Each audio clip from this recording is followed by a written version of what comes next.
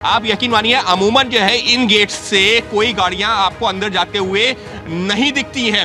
यदा कदा होता है और आज वो दिन है यदा कदा वाला जब एक मुख्यमंत्री की गाड़ी सीधा जो है सुप्रीम कोर्ट के उस जगह तक पहुंची है जहां पर अमूमन जो है जजेस की गाड़ियां जरूर जाती हैं, लेकिन ऐसे जो किसी बड़े से बड़े वकील की भी नहीं जाती हैं। तो ये एक जरूर है। और दूसरी बात सिक्योरिटी को लेकर के है, पहले मैं वो भी बता देता हूं। ममता बनर्जी से कल जब मैंने सवाल पूछा कि आखिर इतनी बड़ी संख्या में सुरक्षा बल आपके साथ में बंगाल से आया, ऐसी जानकारी मिल रही है, तो उन्होंने कहा कि देखिए मैं तो जो है मेरे पास में जो सुरक्षा बल है वो तो है ही, क्योंकि वो मेरी सुरक्षा में है, लेकिन दिल्ली पुलिस को जितनी बड़ी संख्या में तैनात किया गया है, पुलिस को इतनी बड़ी संख्या में तैनात किया गया है, वो ये दिखाता है कि किस तरीके से केंद्र सरकार के ऊपर उन्होंने निशाना साधा था, हमको रोकना चाहती है। तो एक तरह से ममता बनर्जी कोर्ट से लेकर के संसद और संसद से लेकर के सड़क तक ये जो है इस मुद्दे को लेकर के जाना चाहती हैं।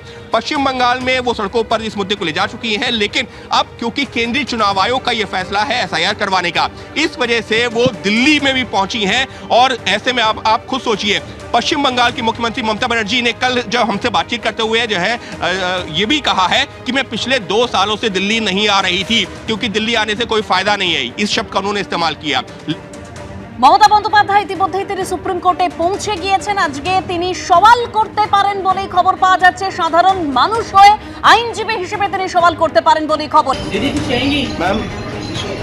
দেশের ইতিহাসে প্রথমবার সুপ্রিম কোর্টে সওয়াল করবেন কোন মুখ্যমন্ত্রী। যে খবর পাওয়া যাচ্ছে বিচারপতির অনুমতি মিললেই সাধারণ মানুষ হিসেবে আইনজীবীর ভূমিকায় তিনি সওয়াল করতে পারেন। ইতিমধ্যেই সেই মর্মে তিনি সুপ্রিম কোর্টে পৌঁছে গিয়েছেন। লিফটে করে তিনি যখন উঠছেন সেই মুহূর্তের ছবি আপনাদের সামনে তুলে ধরেছি। একেবারে 9:55 নাগাদ সাউথ অ্যাভিনিউয়ে নিজের বাড়ি থেকে বেরিয়ে তিনি ইতিমধ্যেই সুপ্রিম কোর্টে পৌঁছে গিয়েছেন।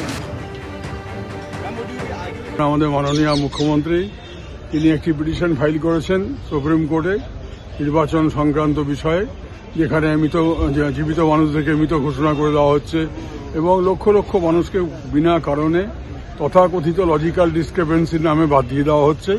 তার বিরুদ্ধে তিনি একটি মামলা সুপ্রিম কোর্টে দায়ের করেছেন প্রধান বিচারপতির এজলাসে। আজকে সেই মামলা অ্যাডমিশন হওয়ার সম্ভাবনা আছে, সেই জন্য আমি আজকে সুপ্রিম কোর্টে এসেছি। এত গুরুত্বপূর্ণ বিষয় যেখানে মাননীয় মুখ্যমন্ত্রী নিজে পিটিশন দাখিল করেছেন এবং আসছেন, সেখানে আমার এখানে আসাটা কর্তব্য বলে মনে করে আমি এসেছি। ইন পার্সন মামলা করতে গেলে আইনজীবীর যে অ্যাটায়ার, মানে যে কোট গাউন ব্যান্ড এগুলো পড়তে লাগে না। মমতা বন্দ্যোপাধ্যায় ইন পার্সন সওয়াল করছেন, উকিল হিসাবে সওয়াল করছেন না। উকিল হিসাবে মমতা বন্দ্যোপাধ্যায়ের করা একটা এফিডেভিটের একটা মক্কেলকেও খুঁজে এনে দিক না। একটা হাস্যাস্পদ পরিস্থিতি তৈরি হচ্ছে। সুপ্রিম কোর্টের জজেরা সবাই খুব একটা গুরুগম্ভীর পরিস্থিতির মধ্যে সারাদিন থাকেন। আজকে তাদের জন্য একটা কমিক রিলিফের দিন, একটা হাসি ঠাট্টার দিন। সবাই ভালো থাকবেন, উপভোগ করুন। এবিপি আনন্দ, এগিয়ে থাকে, এগিয়ে রাখে।